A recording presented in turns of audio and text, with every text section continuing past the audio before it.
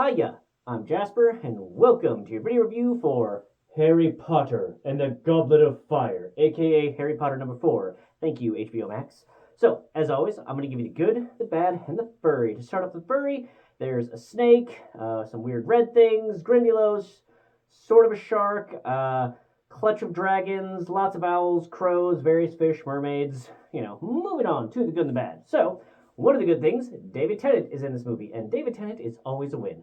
Also, Harry's hair is not as good. He needs a haircut in this one. But what I like about this movie is that this is where the storyline, I feel like, really kicks off. And they introduced a whole lot of things that we see and are used throughout the rest of the books. Like the movies. Like the first three were interesting, they were fun, they had some things, but it was more about like that specific thing. Whereas it kind of feels like, especially towards the end of movie 4, is when they all start to have like there's an arc going on with them. So yeah, they each have their individual endings, but 4 I feel like is where things really start to pick up, and there's a bigger thing than just like we're kids at school and there's a mystery type of thing. So they also introduced a whole lot of things that are used for the rest of the movies. So I think it's the first time that we've seen Avada Kedavra, the Z-Space, flat space technology, whatever you want to call it, the first mention of an aura, the pensieve, the unforgivable curses, and yeah, so I like that there's so many little things introduced this time around. I also liked, right in the beginning, how they had the Quidditch match, but the focus was on the stadium. I thought that the stadium setup was actually a really neat idea for Quidditch and how, people would want to see things. I also kind of feel like, them bitching about like, oh, being in the nosebleeds type of thing. I mean, you saw how high up Harry went a few times in the Quidditch matches. I feel like being high up is not the worst thing in the world for Quidditch matches. But I did like that they didn't so much like, we didn't need to see a whole nother Quidditch match, and I'm glad they didn't have us watch that. The other thing that I thought was kind of interesting to consider is that, like, does it bother anyone that what seems to be the best seeker in the world and is world famous is still a kid in high school? So, yeah, he's 17 or 18 now because he's going to be in the Triwizard Tournament or whatever, but he had to have gotten world famous at some point, and, he couldn't have been... it's just interesting to me to think about how, like, this is a international team, and he is on it and the best seeker in the world, right? Like, but he's still in high school, so he had to have been there a couple years already. Anyhow, let me know what you think. So I also think it's kind of funny that Mad-Eye Moody still has has like a magical eye.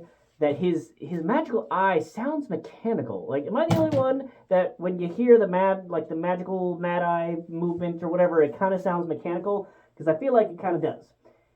Anywho, and was anybody else just like, what the fuck, man? The government coming in and being like, for your own safety, 17-year-olds and below are not allowed to apply, like, or below 17, like, fuck off. If they have a parent permission slip, like, if their parents are like, yeah, let my 11-year-old compete in this, super dangerous tournament where people die sometimes, like, yeah, that's totally fine. Well, then what does the government have to say? Like, why does the government just step in and decide what the school is or isn't going to allow the people to do? Anywho, moving on from there, so I don't say this is necessarily a spoiler because it happens early enough in the film. It's the thing that drives a lot of the film, so I don't feel like it's necessarily a spoiler. But minor spoilers if you somehow haven't seen this movie yet. So Harry's name comes out of the Triwizard Cup and, is picked. So everybody's just like, oh my gosh, his name is picked. What are we going to do? Like, oh! And, like, so if he's not supposed to have competed anyway, and, like, Mad Eye tries to explain away by being like, oh, it's a binding magical contract. Like, sure, but he does not have to compete. Like, he doesn't have to do any of the things. They're graded events based on, like, successful accomplishment with, like, least number of casualties or, like, most speed or successful use of magic or whatever. Like, they are graded events to rank who does what before you get to how far ahead you can start with the last tournament thing or whatever. But just don't have Harry complete the event. Like, oh no, I didn't complete the first event. I got 0 points. So if you're that concerned about his safety and, like, not allowing 17-year-olds and under, or under 17 to compete, like, Just don't have him do anything. Seems like problem solved, but I guess we wouldn't have a movie at that point. Um, so the yeah, but I will say that Harry's hoodie, especially like right before that first tournament event, I really like that. I also like that they like planned for having the hood on him because the hood comes down like it's off his head, but below the hood you still have his last name, which is fun because a lot of times in things it seems like they're not well planned out. Where it's like, oh, he's always going to be wearing the hood, so we're gonna have Harry or whatever just be where when the hood comes down it covers it. So I like that. I thought that was it was good.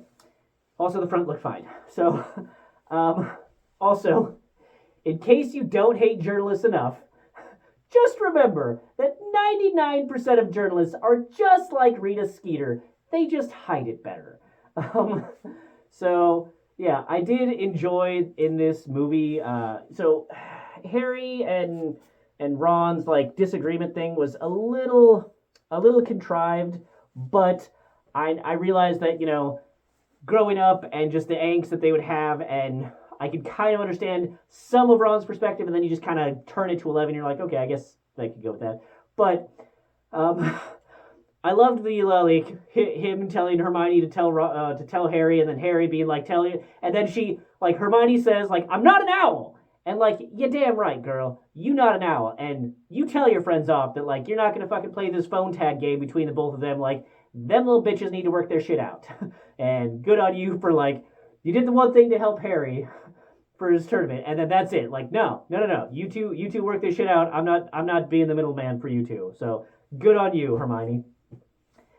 So yeah, this movie, I enjoyed this movie. The graphics were good, the pacing was good, the events were interesting, and if you just kind of go with, I guess Harry will compete even though he doesn't have to. I thought that they did a good job of layering in the foreshadowing or like the things that make logical sense as it went on. So yeah, really good job with this movie. This might even be like my second or third favorite. I don't know, just kind of depends. But I really enjoyed this movie, so thumbs up. Let me know what you think in the comments down below. But that's all I have for this one. Thanks for coming. Thanks for watching. Hope to see you at the next one. Bye.